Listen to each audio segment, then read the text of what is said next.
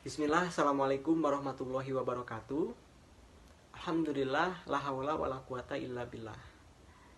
Sahabat pemberdayaan, dimanapun Anda berada, mudah-mudahan Allah senantiasa memberikan kesehatan, keberkahan, serta berada dalam lindungannya. Pertama-tama marilah kita panjatkan puja dan puji beserta syukur kepada Allah Subhanahu wa taala karena atas kehendak dan izinnya kita masih selalu diberikan kesehatan untuk memperbaiki diri, untuk bertaubat dan melakukan yang terbaik. Salawat dan salam mudah-mudahan Allah senantiasa selalu mencurah limpahkan kepada suri tauladan kita yakni Nabi Muhammad Sallallahu Alaihi Wasallam. Izin teman-teman sahabat pemberdayaan, insya Allah saya diberi amanah untuk menyampaikan materi yang diberi amanah judulnya terkait meneladani kisah wirausaha muslim. Nah teman-teman, sebelum kita bercerita atau mengambil hikmah dari Rasulullah SAW yang paling utama ataupun dari para sahabatnya yang terkenal dengan sukses berwirausahanya, kita perlu mengetahui apa sih artinya wirausaha gitu. Kita kan sering mendengar wirausaha naik kelas ataupun ayo kita wirausaha agar kita punya uang bisa sedekah ataupun yang lainnya. Nah, kita bisa melihat artinya ya. Wirausaha itu kalau menurut Kamus Besar Bahasa Indonesia gabungan dari dua kata. Yang pertama wira, yang kedua usaha. Nah, teman-teman saya akan memberikan materinya. Terdapat di slide 2 ya, yang artinya wira itu adalah pahlawan atau laki-laki. Sedangkan usaha itu pekerjaan untuk mencapai sesuatu maksud atau tujuan yang kita rencanakan. Jadi wirausaha itu kalau bisa digabungkan atau kita gabungkan artinya itu seseorang yang melakukan pekerjaan dengan seluruh kemampuannya seperti modal, usaha ataupun apa-apa yang dia miliki untuk mencapai keuntungan gitu. Kalau sering kita dengar itu berdagang gitu ya. Nah teman-teman, dari meneladani kisah wirausaha muslim ini yang paling utama dilihat dari nabi kita Rasul. Nah Rasulullah SAW diceritakan di dalam kisah bahwa beliau adalah seorang entrepreneur yang sukses. Diceritakan di usia 12 tahun beliau sudah dibawa ke Syam.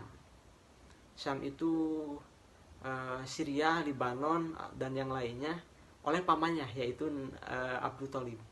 Abu Thalib ini seorang paman dari Nabi Muhammad karena waktu itu Nabi SAW dalam usia 12 tahun beliau sudah menjadi yatim piatu. Nah ketika itu beliau sudah dibawa oleh pamannya untuk berdagang ke Syam.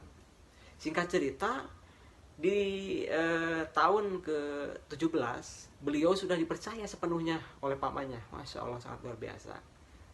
Karena beliau orang yang jujur. Bahkan diceritakan di dalam kisahnya Nabi Muhammad SAW ini mendapatkan gelar Al-Amin di dalam dagangnya. Saking jujurnya dalam berdagang, beliau dikisahkan dalam sebuah hadis kalau berdagang itu akan suatu barang misalkan HP harganya 1.000.000. Beliau dikatakan kepada pembelinya, ini harga HP ini 1.000.000. Bangga kalau mau dilebihan berapa misalkan. Jadi HPP ataupun keuntungan itu tidak dipatok oleh beliau. Beliau mematok kepada konsumennya. Nah itu keistimewaan dari Rasulullah. Ketika itu Rasulullah dihadapkan dengan beberapa tantangan, yaitu zaman dulu banyak pesaing-pesaing ataupun pedagang yang senior. Nah beliau itu selalu kalau ketika berdagang itu menerapkan 3 prinsip. Yang pertama, beliau selalu mengedepankan kepuasan pelanggan. Yang kedua, beliau selalu mengedepankan profesional ketika dagang.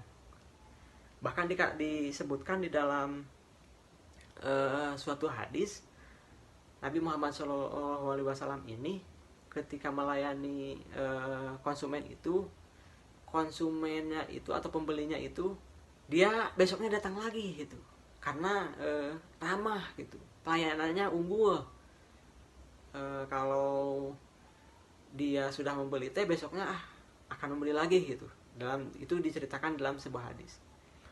Yang ketiga, beliau itu selalu mengedepankan kejujuran dalam berdagang. Nah, di dalam menghadapi suatu tantangan itu, Rasulullah SAW selalu mengedepankan itu. Nah, di samping itu saya akan mengulas sedikit, meneladani kisah wirausaha muslim dari seorang sahabat Rasulullah yang dikatakan di dalam hadis, sahabat ini merupakan as-sabiqul awalun, yaitu sahabat yang pertama masuk Islam, yaitu Abdurrahman bin Auf. Abdurrahman bin Auf ini merupakan salah satu sahabat Rasul yang pertama masuk Islam, sudah Abu Bakar. Nah, Abdurrahman bin Auf ini kiat-kiat bisnisnya sangat luar biasa. Beliau ini terkenal dengan sahabat yang paling kaya. Nah, sahabat teman-teman,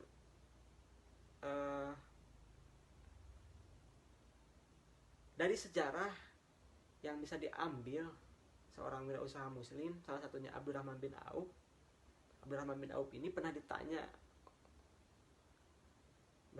begini, apa yang menyebabkan usaha memudah?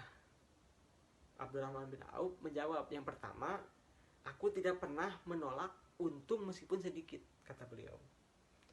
Yang kedua, beliau menjawab, aku tidak pernah menunda-nunda pesanan meskipun hanya 1 ekor, saking mengedepankan kualitas pelayanan.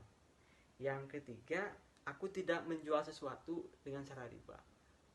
Karena kenapa? Riba itu diperanginya oleh Allah Subhanahu wa taala.